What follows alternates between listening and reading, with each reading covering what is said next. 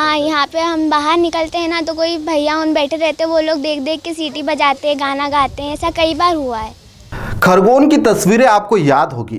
खरगोन में जब दंगे होते थे तो वहाँ के हिंदू परिवार के लोगों ने अपने घर के बाहर लिख दिया था कि हमारा घर बिकाऊ है, लेकिन वह लोग दंगे से परेशान थे, इस कारण से उन्होंने ऐसा कदम उठाया था।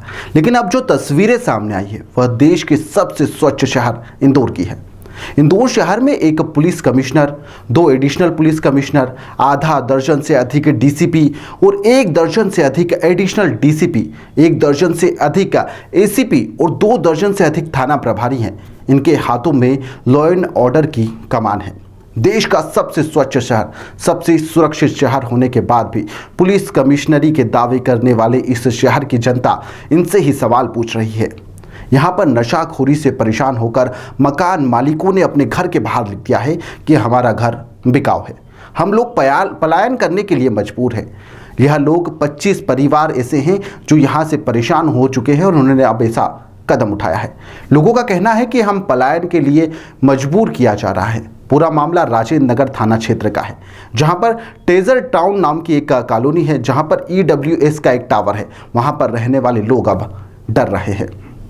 यहाँ पर ऐसा है कि मतलब अपन घर में रहें तो ज़्यादा देर अपन घर में भी नहीं रह सकते, थोड़ी सी देर बाहर निकलना भी इम्पोर्टेंट रहता है, तो बाहर भी नहीं निकल सकते। यहाँ का नेचर कुछ इस तरीके का है नहीं कि अपन बाहर निकल सकें। स्कूल आने जाने में परेशानी होती है। हाँ। क्या होता है यहाँ पर? नशा बिकता है, कुछ बदमाश टाइप के जो लोग हैं आके परेशान हाँ, यहाँ पे हम बाहर निकलते हैं ना तो कोई भैया उन बैठे रहते हैं, वो लोग देख देख के सीटी बजाते हैं, गाना गाते हैं, ऐसा कई बार हुआ है।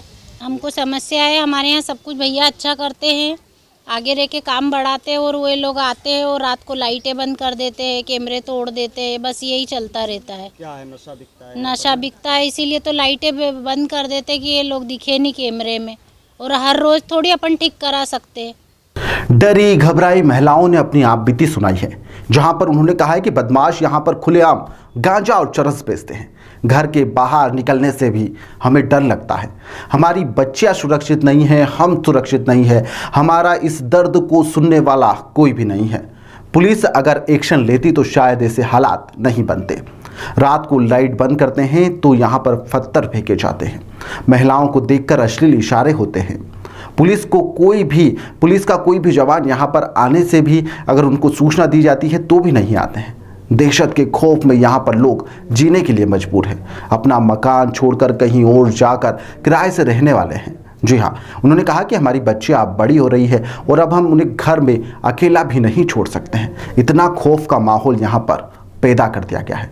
प्रदेश की आर्थिक राजधानी के ऐसे हालात हैं। कई गंभीर सवाल अब खड़े हो रहे हैं, जिसके बाद में डीसीपी मौके पर पहुंचते हैं और इसके बाद में सिर्फ आश्वासन दिया जाता है।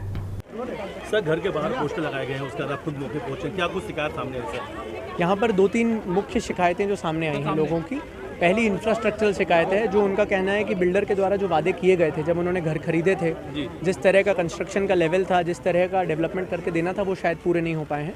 उसमें बिल्डर के प्रतिनिधि भी आए थे, तो उनसे भी बातचीत की गई है और उनसे भी समन्वय बैठाकर यहाँ पर जो मुख्य चीज़ें हैं, बेसिकली लाइट्स की कुछ कमी थी, CCTV कैमरास की जो कमी थी, कुछ जगह पेवर ब्लॉक्स की कमी थी, वो विदिन नेक्स्ट 3 डेज़ जो बिल्डर के प्रतिनिधि आए उन्होंने बोला है कि इसमें काम होके उसमें वो जो सिचुएशन है उसको रेक्टिफाई करेंगे। सर, पोस्टर भी चस्पा किए गए हैं घर के बाहर मकान खाली करने को, बेचने को लेकर। हाँ, कुछ घरों में ऐसे ज़रूर पोस्टर लगे थे, वो उनकी जेन्युइन समस्या थी मुझे लगता है, और उसी जेन्युइन समस्या के चक्कर में परेशान होकर शायद उनको लगा होगा कि हम इसमें क्या करें, इसलिए उन्होंने लगाया होगा। और मुझे लगता है कि जब हम प्रशासनिक लोग हैं, ये हमारी जिम्मेदारी थी, हमारा कर्तव्य है कि हम आके देखें कि लोगों को ऐसी समस्या ना हो, और अगर वो ऐसा मजबूरी में कोई स्टेप उठा रहे हैं तो उसको रेक्टिफाई करने के लिए क्या किया जा सकता है वो तत्काल किया जाए। यहाँ पर ये शिकायत भी आई है कि कुछ लोग जो हैं, जो इन मल्टियों में नहीं रहते हैं, उनके द्वारा किराए पे लेकर यहाँ पर मल्टियों में रहा जा रहा है, जिनका वेरिफिकेशन लोगों का कहना है कि शायद नहीं हो पाया है।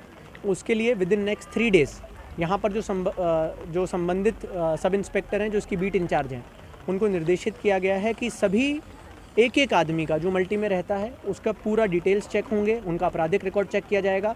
पुराने अगर कोई आपराधिक प्रकरण हैं तो उन सभी पे बॉन्ड ओवर की कार्रवाई की जाएगी। ज़रूरत पड़ेगी तो न्यायालय को इस मल्टी में ही लगाया जाएगा, ACP कोर्ट को, और यहाँ पर बैठ के बॉन्ड ओवर की कार्रवाई की जाएगी, जिससे कि जल्दी से जल्दी सभी लोगों को जिनके ऊपर आपराधिक कृत्य हैं या जिनकी शोहरत है कि उनके द्वारा मादक पदार्थों का सेवन किया जाता है या अवैध गतिविधियां की जाती हैं, उनको प्रतिबंधात्मक कार्रवाई से निष्पादित की जाएगी। सर क्या पुलिस के पेट्रोलिंग और बीट के लिए भी यहाँ पर संदेश दिए गए? यस, इसमें पुलिस की जो बीट है, यहाँ बीजलपुर की 2 बीट्स लगती हैं, उनको दोनों को बोला गया है कि वो हर दिन में मिनिमम 4 बार आएंगे और इसकी रिपोर्टिंग एसीपी डायरेक्टली लेंगी। हर बार जब वो आएंगे यहाँ पर विजिटर्स रजिस्टर बनाया जा रहा है, प्राइवेट गार्ड भी लगेगा। जो बिल्डर है उन्होंने आश्वासित किया है कि अगले 2 दिन में यहाँ पर गार्ड लगेगा। जो गार्ड हर एक आदमी की जो एंट्री होगी उसका नाम रजिस्टर में एंटर करेगा, उसकी पूरी डिटेल्स नोट करेगा। जो बीट है, बीट प्रभारी का ये कर्तव्य रहेगा कि वो रोज़ आके चेक करे कि उसमें एंट्रीज़ हो रही हैं कि नहीं। एंट्रेंस पे सीसीटीवी कैमरा लगाए जा रहे हैं।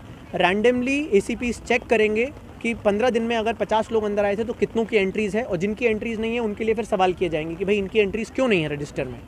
इसी के साथ साथ जो ऐसी पुलिस को लेकर जो समस्याएं रहती हैं उसके लिए हर 1 महीने में एसीपी लेवल के अधिकारी यहाँ पर मौजूद रहेंगे और एक बार बैठक करेंगे रहवासियों से कि हम उनकी समस्याओं को कैसे बेहतर कर सकते हैं।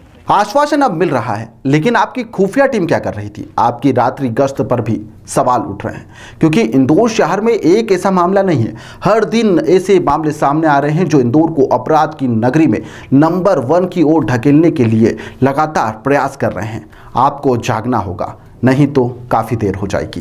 फिलहाल के लिए इस खबर में इतना ही। आप देखते रहिए दी लपेटा।